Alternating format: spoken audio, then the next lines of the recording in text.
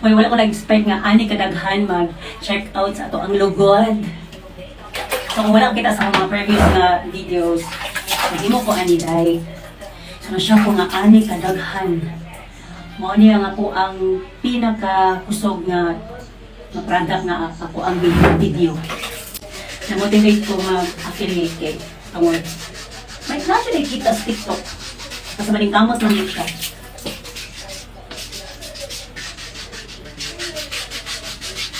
Kung sa mga nautan na kung pila ka times ko naga-food scrap, pili kailangan everyday ka na ma-feel mo nga medyo need na siya kuskuson, dira na ka mag-kuskus.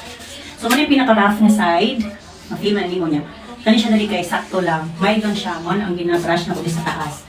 O kining rough, diri na sa ato ang lapalapat, mabaga kayo kuan. O diba, nakatipid ka kwarta, nakatipid pa ka time, ilan mo kayo naman matong salon. Shoutout sa mga taga-salon, pasensya na ka kay na-adyo yung ubang tao nga, wa-adyo time. So, tingin ko na lang mag-DIY.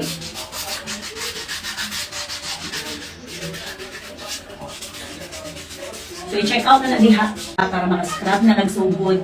Kay need yun kaayo ni na to.